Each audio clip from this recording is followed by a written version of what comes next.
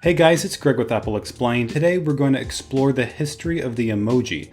Now, emoji date back to 1999 when they first appeared on Japanese cell phones, but its history goes back further than that, because before there were emoji, there were emoticons. Emoticons were the pictorial representation of a facial expression by using things like punctuation marks, numbers, and letters. The earliest use of emoticons can be traced all the way back to the 17th century when a Slavic notary used one to indicate his satisfaction with the state of his town's financial records. So it's clear that using symbols to represent facial expressions isn't a modern concept, but it did become more popular with the advent of the computer. Now, at about the same time, Japan was developing emoticons of their own, but they took a different approach. Instead of writing emoticons sideways to the direction of the text, users in Japan popularized a kind of emoticon called kaomoji. Kao meaning face and moji meaning character that was written in the same orientation as the text. As the internet became widespread in the late 1990s, emoticons became increasingly popular and were commonly used in text messages, internet forums, and emails. They became so popular that artist Shigetaka Kurita set out to create true visual symbols that could replace emoticon. He took inspiration from Chinese characters, street signs, and symbols used in manga and sketched out a set of 12 by 12 pixel images that could be selected from a keyboard-like grid within the iMode interface, then sent on mobile phones and pagers as their own individual characters. Kurita's original 176 emoji, now part of a permanent collection at New York's Museum of Modern Art, they were characters to show the weather, traffic, technology, and all the phases of the moon. It was the beginning of a new visual language. Apple saw an opportunity to incorporate emoji on their platforms. In 2007, a software internationalization team at Google decided to lead the effort, petitioning to get emoji recognized by the Unicode Consortium, a non-profit group that works sort of like the United Nations to maintain text standards across computers.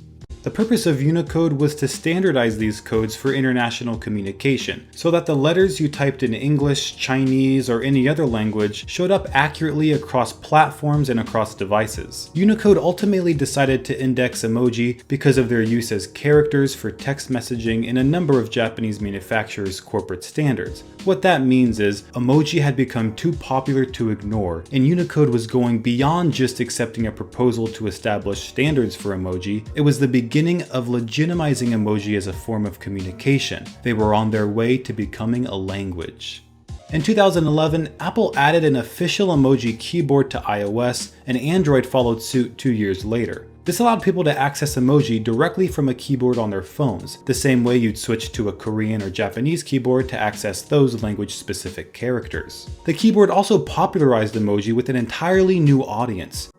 As emoji became more popular, they also became more plentiful. The Unicode Consortium added new emoji to its approved list each year, gathered from users around the world. The first emoji bride, dozens of plants and animals, types of food, and depictions of all kinds of activities. Unicode requires a lengthy submission and approval process for each new batch hoping for admission, and it can take up to 2 years for an emoji to travel from the artist's sketchpad to your phone. When the subcommittee comes to a consensus, the new emoji is officially born.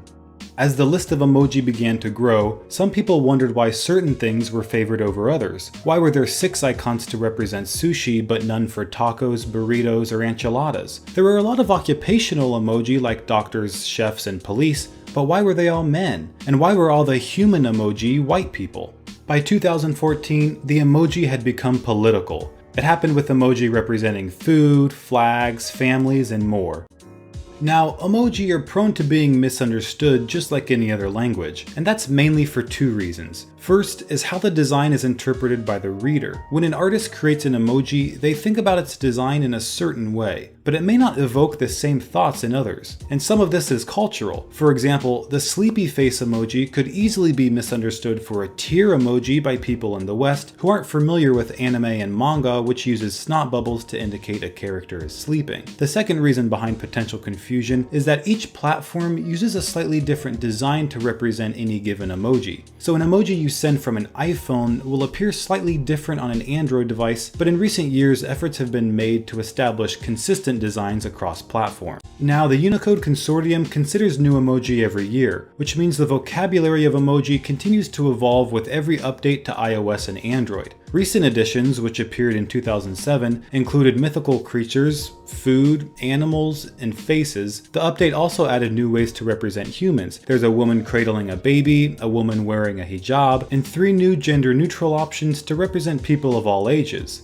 A new set of emoji proposals approved earlier this year also added the options to give emoji gray or red hair, as well as new cultural symbols like a mooncake and Nazar amulet. And because of consistent technological progress, emoji are becoming even more capable and customizable, like with Apple's Animoji, which uses the iPhone X's face tracking technologies to animate an emoji using a person's facial expressions. For now, the feature only works with select emoji, but one day it could potentially include every emoji with a face.